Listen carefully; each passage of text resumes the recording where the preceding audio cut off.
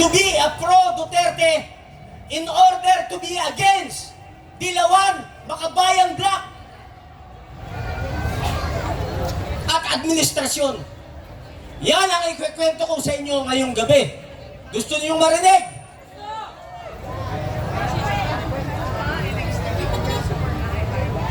Kaya tayo nandito, tayo yung nakakaunawa kung anong nangyayari sa bansa natin. Ang iba rito, hindi naman tayo magkakilala, hindi tayo magkaano-ano. Yung iba na invite lang. Kaya tayo nandito, naniniwala tayo na sa atin magmumula ang pagbabago ng bansa natin. Ito ang liberal. Ang tawag sa kanila, mga dilawan. Pakinggan nyo mabuti ha. Ang alyansa nila, Makabayan Black. At sila ay nakipag-alyansa sa administrasyon. Bakit? Nung panahon ni Duterte, ni Digong, nawala na ang liberal sa mga matataas na posisyon sa gobyerno. Ganun rin ang Makabayan Black na ginagamit ng ating CPP-NPA. Dinurog sila ni Digong. Hindi na sila makabalik. Kaya ang ginawa nila, nakipag-alyansa sila sa administrasyon. Their only vehicle para makabalik sila sa highest post dito sa bansa natin is through BBM. At ginamit naman sila ni BBM na attack dog doon sa mga sumusuporta sa mga Duterte. Ang problema nating malaki ito. Alam ng lahat ito. Liberal, Makabayan Black, administrasyon, sinusuportahan ng Western world. Alam niyo na kung sino yung bansa na malakas. Kaya ang plano nilang lahat para magkaroon ng tsansa ang liberal ang makabayan sa 2028, kailangan nila ng sasakyan. Ang sasakyan nila, ang administrasyon. Kaya ang plano nila, narinig nyo yung nagsalita kanina, anybody can be a president in 2028 except a Duterte. Hindi natin sinasabi perfecto si Digong.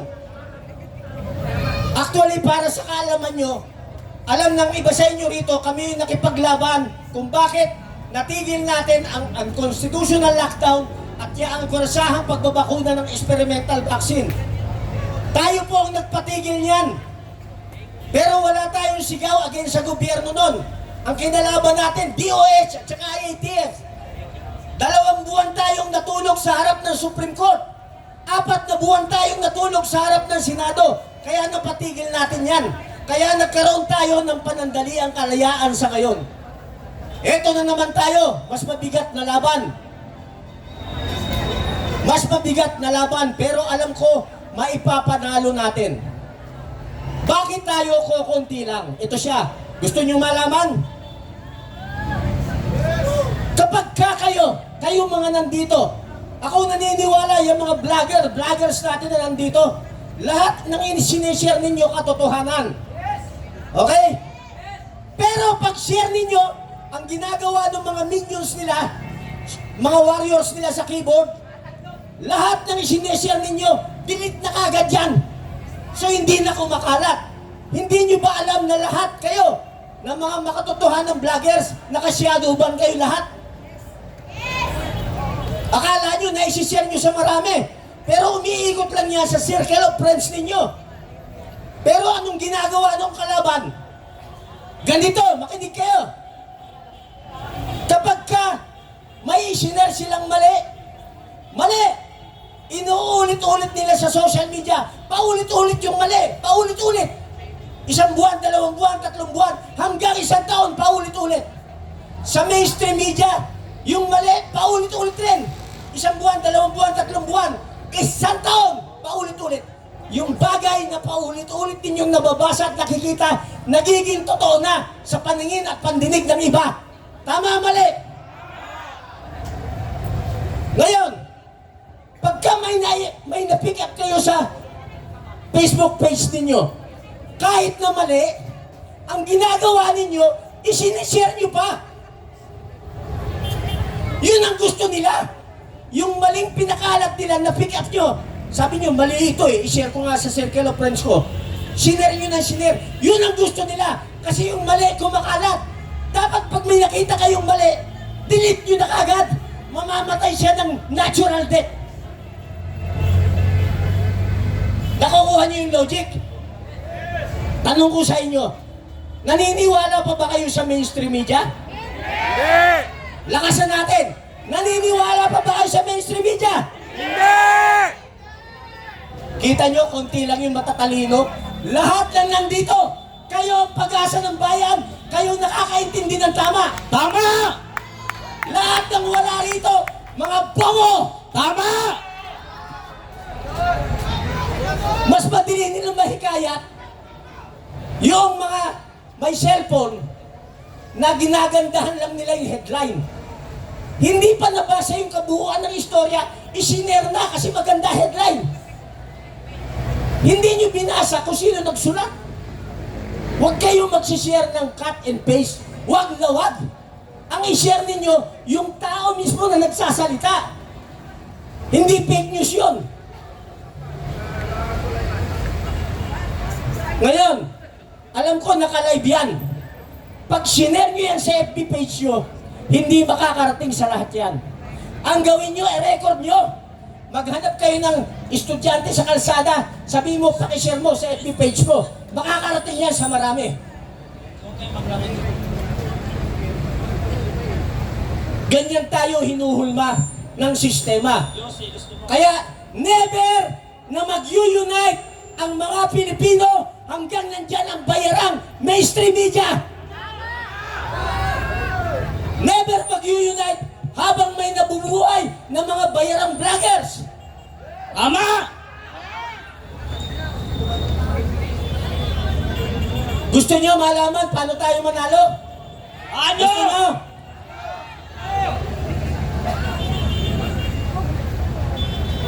Kahapon gusto na naming manalo eh. Kaso ilang piraso lang kami rito. Ang hirap naman na lulusudin natin yung kalaban, tapos sisigaw tayo. Napapaligiran namin kayo. Ilan kayo? 5 kami. Para tayo si Raul nun eh. Gusto niyo manalo? Huwag na natin paabutin ng Nobyembre at Disyembre.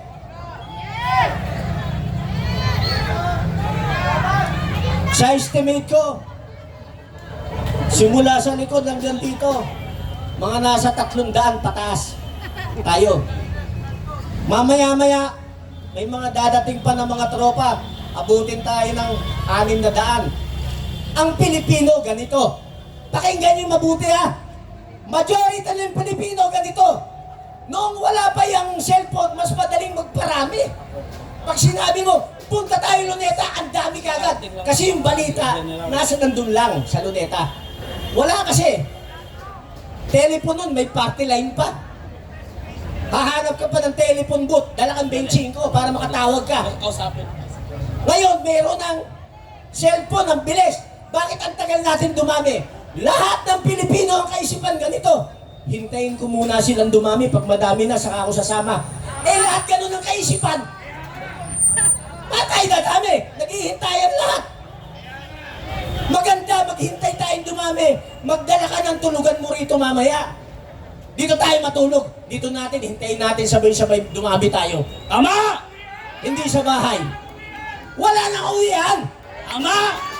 Dapat magkaintindihan tayo. Kasi ang hirap araw-araw.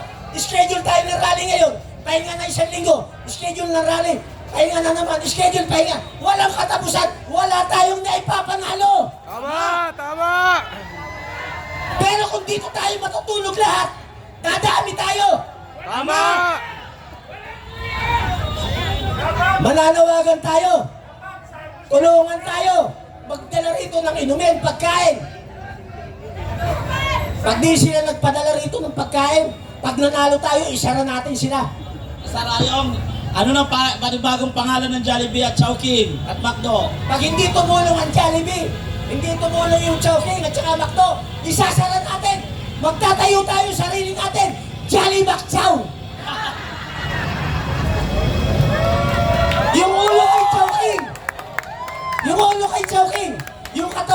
Jollibee, yung paa kay McDo. Woo! Ang pagkain doon, siomai with wings. Tayo. Tumulong na kayo. Woo! Dito na tayo matulog. Walang uuwi! Wala Wala! uwi. Wala! Bago ako matapos, may ikikwento ako sa inyo. Ito, totoong nangyari ito. Nandiyan si General Kita, sila Colonel Galang, General Romeo Pukis, General Garcia, Admiral Jose Suarez, mga kasama, may ikikwento ko sa inyo. Ngayon nyo lang maririnig ito. Kung paano tayo hindi laban actually. Nakikipag-usap para manalo sa laban. Gusto niyo marinig yung kwento? Lahat ng kapulisan na nandito at nasa lugar, nasa headquarter, majority ng kapulisan, kakampi natin! Maniwala kayo sa akin! Maniwala kayo sa amin! Kakampi natin yan! Bakit? Kabilang sa atin, ay tinuturing mamamayan ay mga pamilya nila. Tama yan, sir. Kaibigan natin sila. Kakampi natin sila. Kaya hindi sila makasigaw, nasa serbisyo eh. Tama. Ang sisigaw nang hindi nila maisigaw, tayo!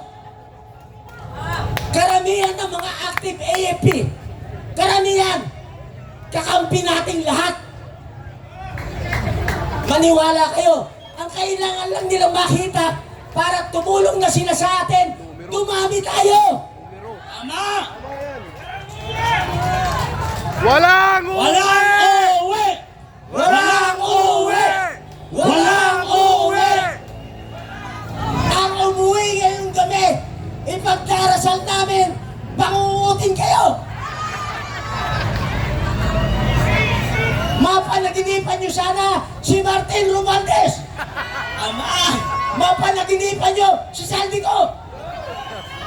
Di ba bangungot yun? Bangungo talaga! Malaking bangungot yun! Di nyo ba napapansin? Di nyo napapansin? Minsan sa panaginip nyo, lumalabas yun sila, yung mukha nila. Tama! Lahat yan! Lahat sila nakurakot! Pangalanan ninyo, pinatay ko na lahat yan sa panaginip ko! May sinaksak ako sa kalakala! Putang ina, dinukot ko yung puso! Binuksan ko yung tiyan! Putang ina, nagising ako, kinagat ako ng lamok! Putang ina, sabi ko sa lamok, putang ina ka, bayaran ka rin, bayaran ka! Putang ina, patay na sana lahat kung di ako nagising. Sayang! Mahirap yun kung di ka nagising! Naghanap ako sa social media.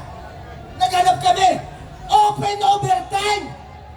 Naghahanap ako ng mga mangkukulang, mambabarang. Sabi ko, open overtime. Puta, walang sumagot. Nabayaran rin.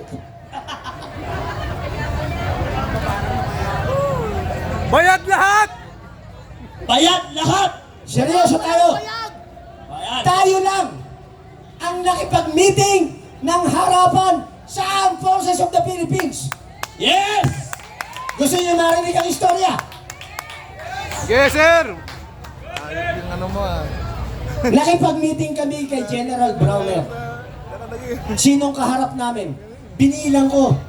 Nasa 25 to 30 active generals from J1 to J10.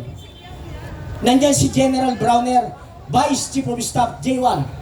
Kompleto sila. Ganun tayo makipag-uusap sa kanila. Sinong kasama natin? General Romy Pukis, General Pilisardo Simoy, General Kaloy Kita. Palakpakan natin, nandito si General Kita. General Virgilio Garcia, Buhay kayo, Jose sir! Suarez, Admiral, Colonel Metran, at saka ako. Anong pinag-usapan? Makinig kayo. Lahat ng problema ng bansa, maliit o malaki, sinabi ni General Romy Pukis sa buong Armed Forces. Lahat ng problema sa gobyerno, sinabi ni General Pilisardo Simoy at ni General Kita. Lahat ng problema sa mga nakaupong politiko, sinabi ni General Virgilio Garcia. At sinabi rin ni Admiral Jose Suarez, lahat ng galaw ng taong bayan, sinabi ni Colonel Letran. Ang sinabi ko po ganito, pakinggan niyong mabuti. Mga mahal naming General, wala nang maasahan ang taong bayan sa executive branch. Lalo na walang maasahan ng bayan sa legislative branch, both upper and lower. Sa kanila, sinimot na nila ang kaban ng bayan. Ang problema, ang iba sa ating mga nasa judiciary, nababayaran. Wait and see. Ang nakakatakot, hindi naman lahat, pero ang iba sa ating armed forces, tumanggap na rin ng pera kay Martin Romualdez. Sinabi ko po yan. At ang sabi ko sa kanila, kapag wala nang matakbuhan ang taong bayan, mag-aarmas na kami para protektahan yung natitira naming dignidad at yung nag-iisa naming buhay. Anong sagot ni General Browner? Huwag naman. Baka sausawan tayo ng ISIS, maging battleground tayo. Ang sagot namin, buti General Browner, alam mo ang mangyayari. Pero wala tayong sinabi or nanghikayat tayo na lumalabas sa social media, mainstream media, na nanghikayat daw yung mga retired na bumaba na sa pwesto si BBM or supportahan, mag-withdraw sila ng support sa gobyerno. Walang ganong napag-usapan. Ang sabi namin sa kanila ganito, ang nagupo sa Commander-in-Chief. Bakit laging sinasabi ng military yung hierarchy sa chain of command? Na kailangan sundin nila yung Commander-in-Chief. Pakinggan ninyong mabuti para maintindihan nyo paano tayo manalo. Ang Commander-in-Chief, si BBM. Kung hindi dinaya ng Smartmatic, ang nag-upo sa kanya, taong bayan. Agree ba? Okay. Inupo siya ng taong bayan. Commander-in-Chief, ang nag-upo, taong bayan. Dapat ang sinusunod ng military, dahil ang nag-upo sa Commander-in-Chief, taong bayan, dapat ang sinusunod ng military, taong bayan. Tama! Dahil ang pinanumpa nila ganito, they swore to protect the people Tama! and uphold our Constitution. Tama! Yun ang pinanumpan. May pinanumpan ba sila, nabasa natin, nakita natin, narinig natin na they will protect only the President? Wala!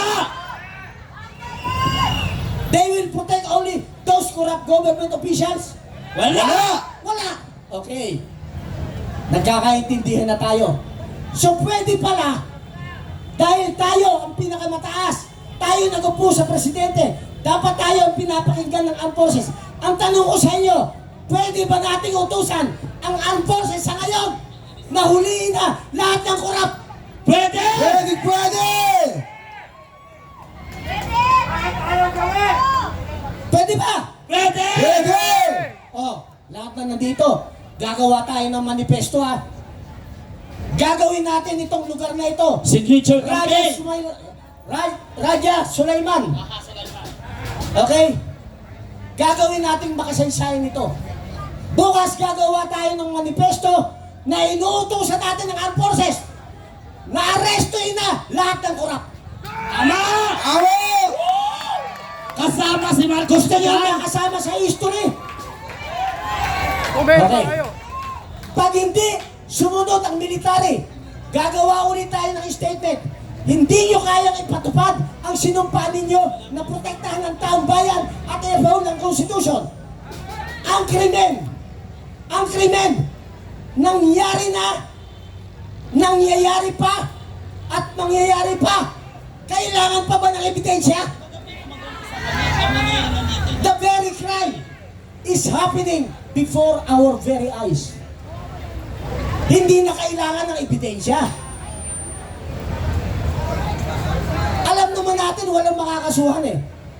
Kung ayaw tayo sundin ng military, gagawa tayo ulit ng manifesto. Hindi nyo kayang arestuhin. Kaming nandito, kami na aaresto sa mga korap. Tama! Tama! Arestuhin ang korap! Okay, pamunuan natin! Pamunuan natin, pipirma tayo, lahat! Aarestuin ba natin? Oh! Aarestuin ba natin? Arestuhin! Aarestuin natin ang Pangulo! Arestuhin! Kailangan dumami pa tayo para ma-arrestuin natin ang Pangulo! Pwede ba? Kaya na nga kayo mga nasa bayan, sa bahay ninyo, lumabas kayo at aarestuin natin ang Pangulo! Mamumuno kami! Pwede! Okay. Ganito. Tanong ko. Kailangan magkaintindihan tayo eh. Yung gagawin ba natin, legal o illegal? Legal! Good! Ulitin ko ha. Yung gagawin ba natin, legal o illegal? Legal! Sino ang aayaw sa gagawin natin? Ang aayaw meron. Sabi ko nga, never tayo mag-unite eh. Ang aayaw sa gagawin natin, yung Dilawan, liberal, Makabayan, black, administrasyon, at yung western world. Pero gawin natin ito nang walang lihim. Kasi kung ang aksyon natin, hindi natin inililihim, save tayong lahat. Tama! Pag naglilihim tayo, may malaking problema. Nakuha nyo na kung paano tayo mananalo. Sinong sasama sa plano? Taas ang kamay. Ako! Lahat! Sinong sasama sa plano? Taas ang kamay. Sasama kami! Oh! Sinong hindi sasama? Mga payat yun! Pagod na tayo. Pagod na.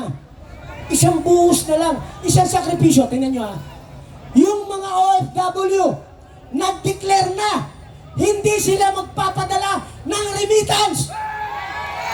Woo! Walang kikitain ng gobyerno. Para maramdaman nila yung galit ng mga kapatid nating OFW na yung pera pinapatubuhan sa bangko, exchange rate, kinakaltasan pa.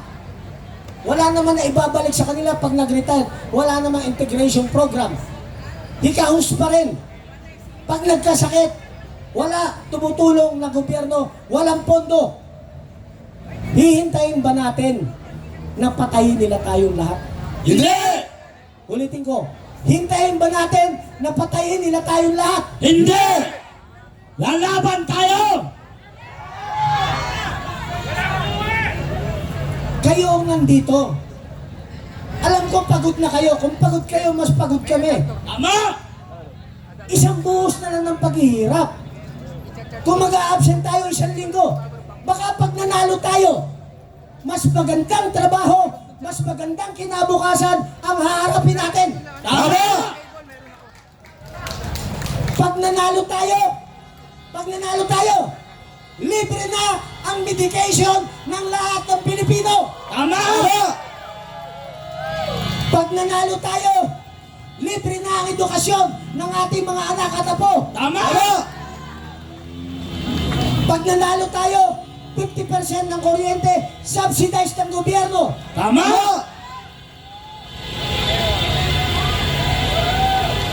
Busina!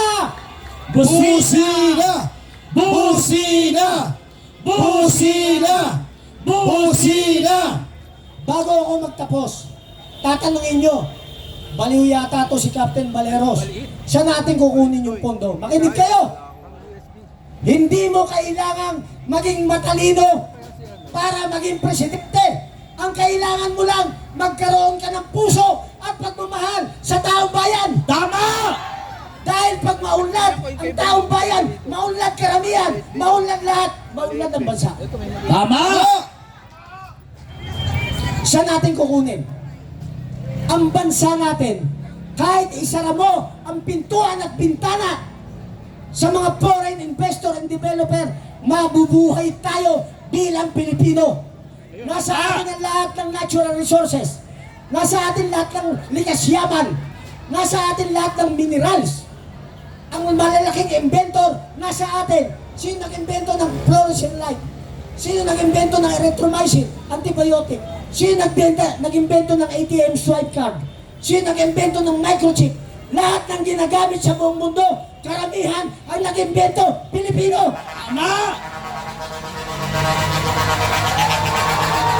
Busina! Busina! Busina! Ngayon, lahat ng kinikita sa natural resources, mga minerals, lahat ng kinikita, regardless kung gobyerno ang nagmina niyan, regardless kung private sector nagmina, kailangan 50% ng kinikita ron dahil galing sa lupa yon. Ang lupa sa taong bayan, kalahati, ibalik sa taong bayan ang kinikita. Tama! Tama na ang pandarambong! Bong! Bong! Bong! Bong! Ibalik through our basic needs. Doon siya ibalik.